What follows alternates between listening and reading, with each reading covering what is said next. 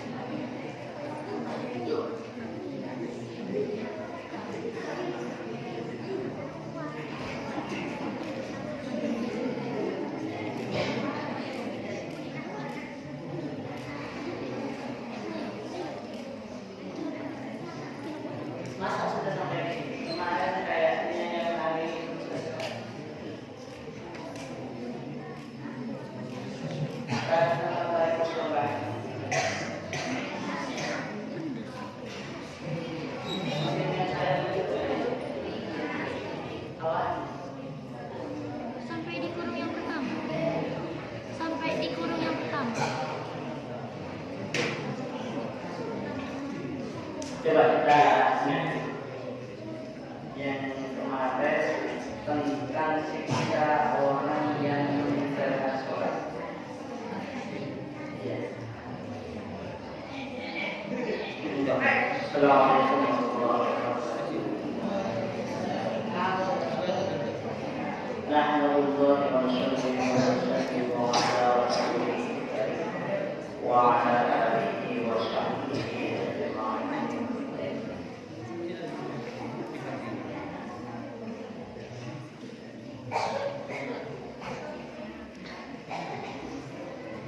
Dua bulan yang lalu telah dijelaskan orang yang menyia-nyiakan sholat itu Allah akan menyiksanya pada berapa jam? 15. Allah berikan di dunia berapa?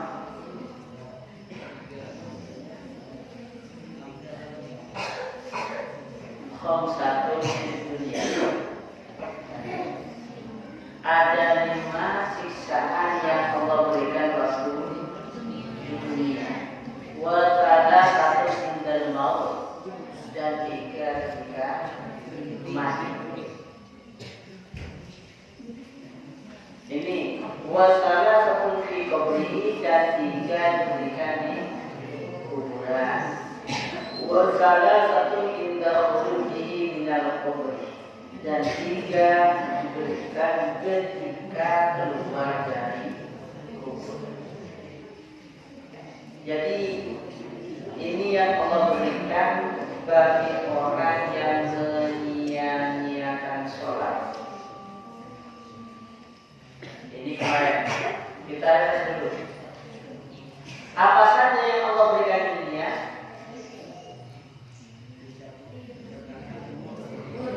Apa? Yunza'ul barakati min umri.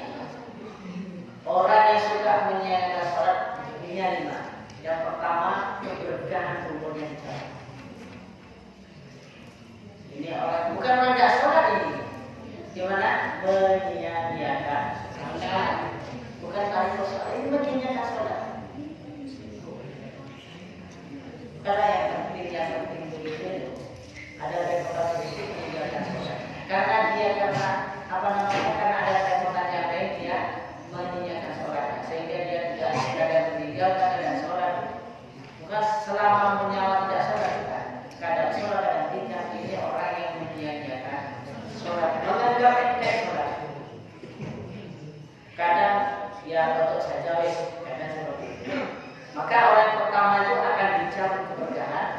umurnya. Yang kedua,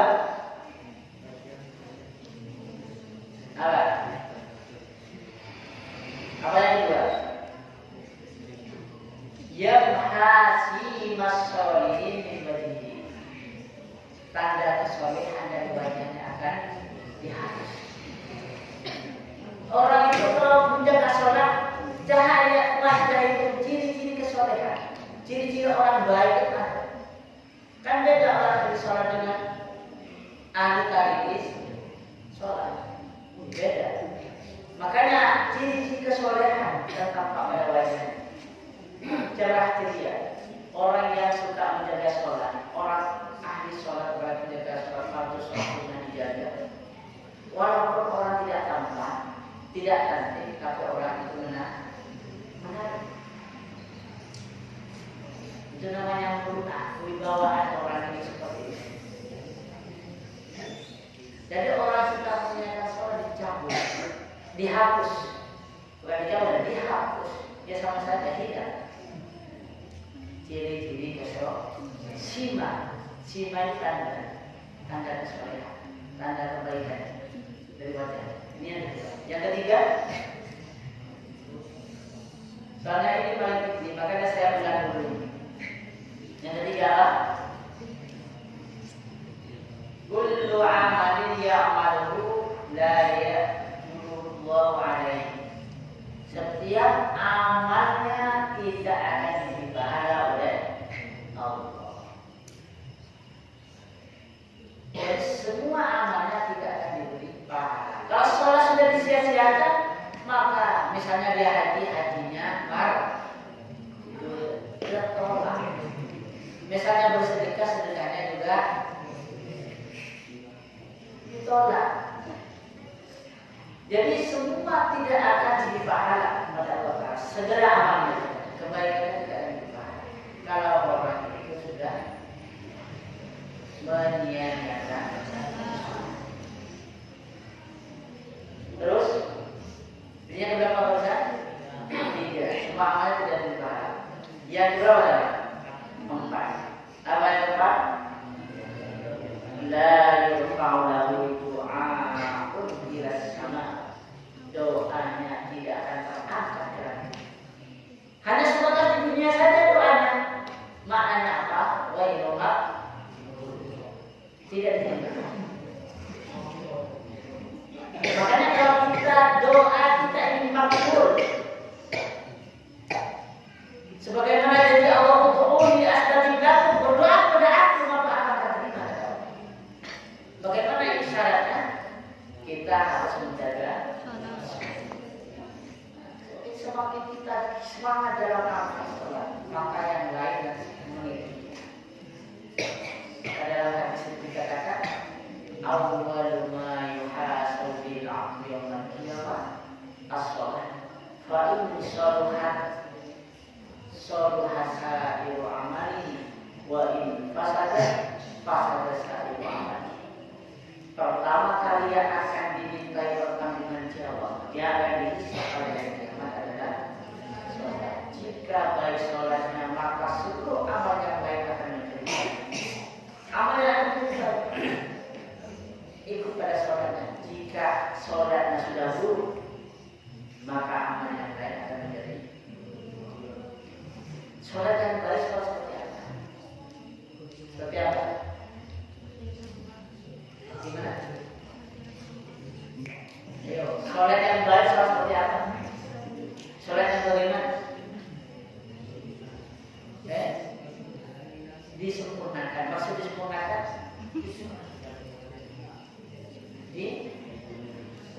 Dikerjakan dengan sunnah. Kata-kata sholat yang baik apabila sempurna. Sholat yang sempurna yaitu sholat. Kalau ini menjawabnya yaitu dengan sunnah, yaitu mencontoh Rasul. Sholat yang terbaik sholat Rasulullah. Tidak ada sholat yang tidak dicontohkan Nabi, itu yang dicontohkan Nabi tidak baik. Jadi kalau kita sholat mengikuti Rasulullah, itulah adalah sholat yang terbaik. Makanya sholat Nabi itu terbaik. Sholat Nabi itu bisa diamalkan semua orang. Hanya 3 topik ini. Kita ini sudah istiqomah ada. Kalau kategori masih menyia-nyiakan sholat sempurna misalnya. Sholat Nabi ada 3. Keadaan seperti apapun 3 perkara misalnya pernah. Keadaan genting, gawat, perang, tetap 3 perkara sana. Apa itu? Tempat waktunya, tempatnya diadani berjemaah. 3 itu. Nah kalau wanita bagaimana? Wanita kalau tidak diadani misalnya, wanita mengerahkan adat hukumnya haram. Adat itu haram. Menanyakan tidak? Kenapa wanita sholatnya dari azan? Itu dalam kitab apa saya pernah dibaca ini. Nyanyi itu tidak dibahas di situ, tapi kalau azan, kalau menjadi mughani itu kan penyanyi bahasa Arabnya. Mughani. Kalau mughani ya bagaimana? Pokoknya yang penting Nabi itu salatnya dengan 3 tertib.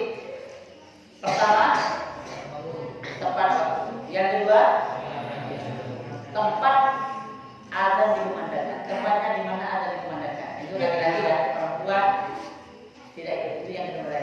Terus yang ketiga, berjemaah. Kalau misalnya ada seorang wanita mendorong, dulu pas zaman Nabi itu masjidnya. Karena ada, nah sahabat itu tidak pernah sahabat itu melarang wanita untuk berjamaah ke masjid.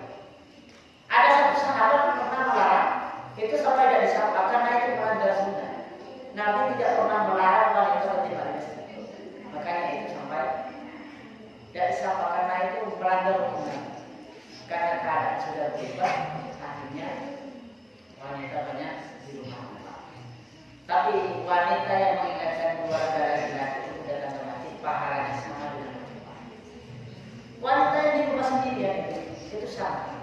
Nah, saya masih di kamar saja orang begitu perempuan, tapi teman saya berbuat lain mengingatkan keluarga laki-laki, misalnya pulang ke rumahnya, ayahnya diingatkan, kalau punya suaminya diingatkan, kalau punya kakak-kakaknya diingatkan, adiknya diingatkan, dan berjemaah ke masjid. Itu pahalanya sama, nanti pahalanya sama dengan berjemaah.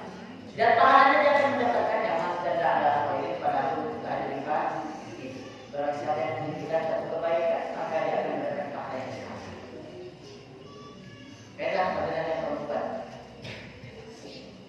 Maka di sini ini ada perasaan yang penting dulu. Nah ini yang ingat dulu. Kalau tidak nampak ada apa-apa dulu sekarang. Ingat yang berapa barusan? Yang ke-5. Yang ke-4 barusan. Apa yang ke-4? Kalau orang itu menyenangkan sholat, maka doanya tidak akan sampai ke dalam. Mungkin kalau sampai ke kepalanya bagaimana? Ini tidak sampai di atas sehingga tidak. Yang ke-5, ini masih jaminan di dunia ya. Dikasih jaminan juga orang yang menyenangkan sholat. Jaminan di dunia yang ke-5 apa?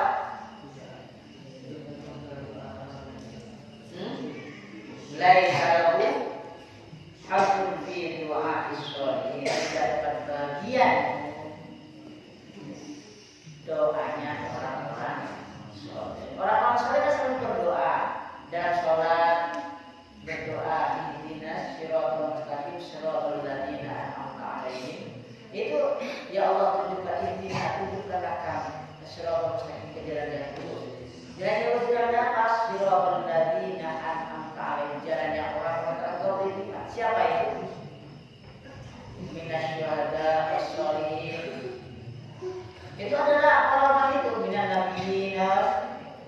nabiyyin wasyuhada was-sholihin dalam Al-Qur'an.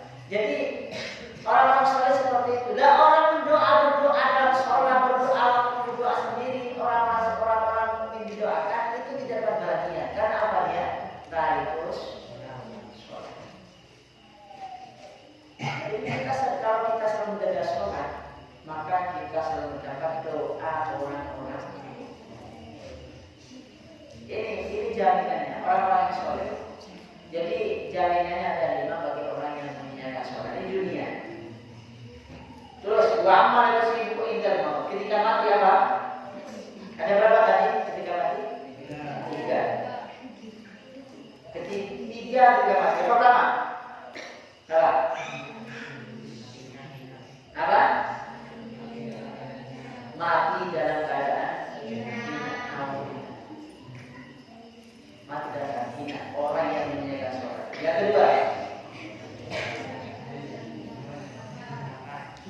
mati akan selalu. Dia bukan lapar, merasa lapar yang tidak bisa ditahan. Itu ketika matinya Allah laparkan dia.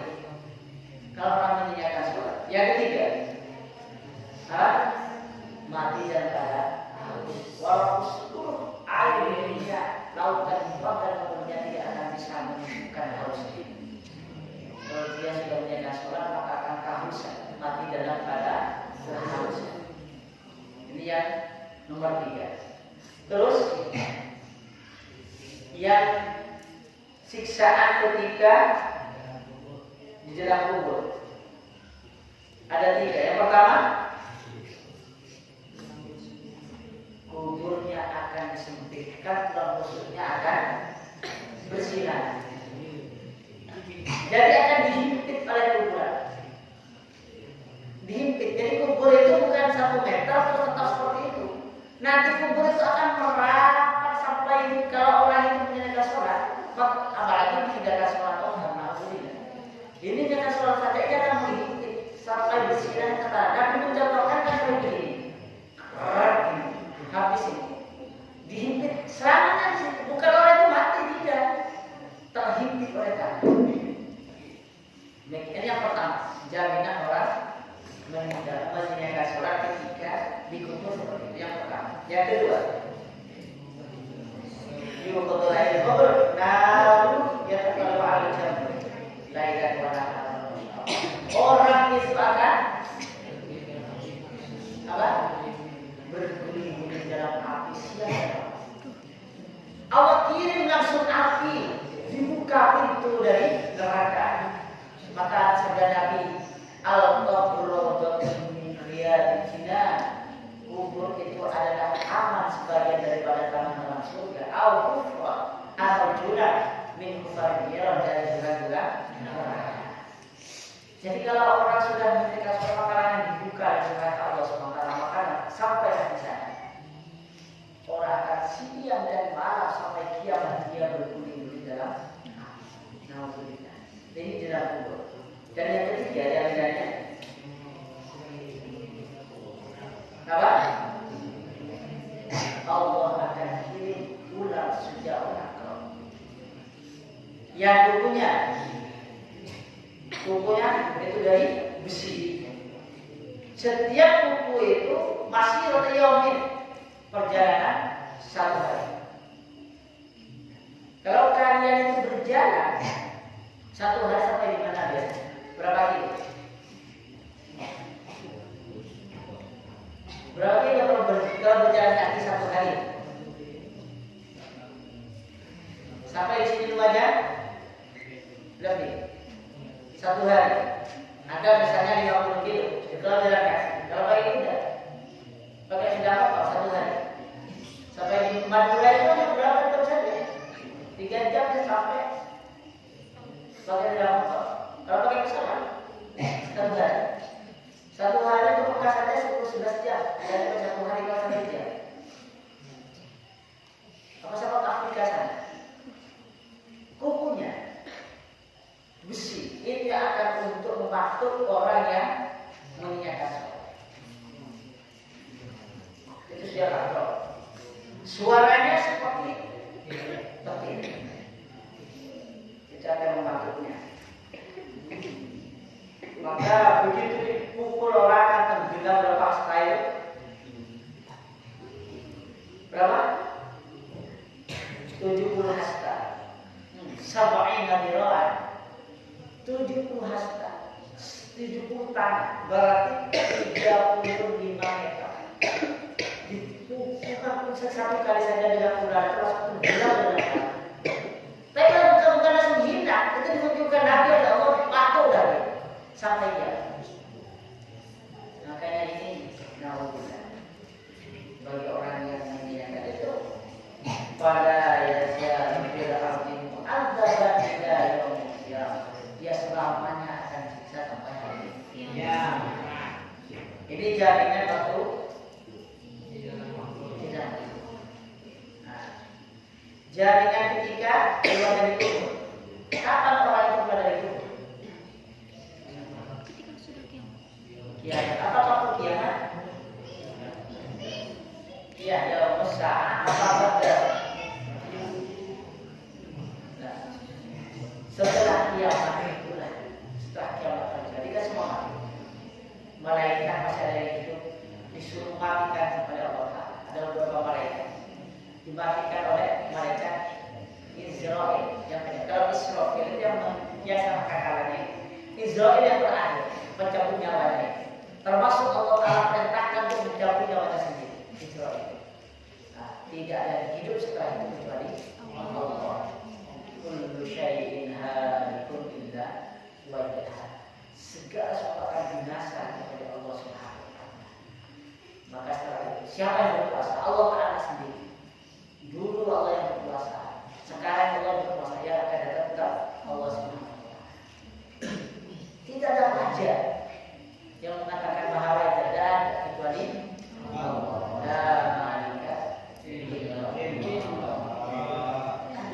Semua dari Allah Subhanahu wa Ta'ala. Makanya di sini kita ini harus tahu bahwa ketika keluar dari kubur itulah Allah Ta'ala beri jaminan. Berapa? 3. Yang pertama,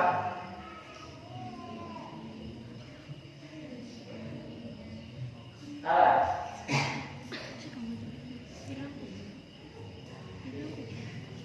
Apa yang pertama?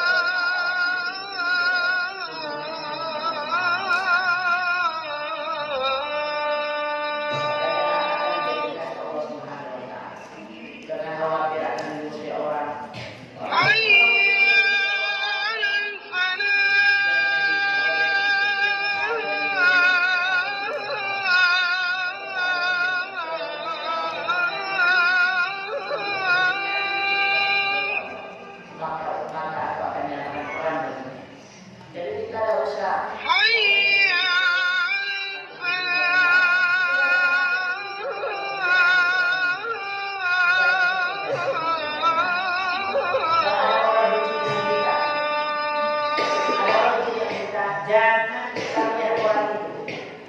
Wah, orang itu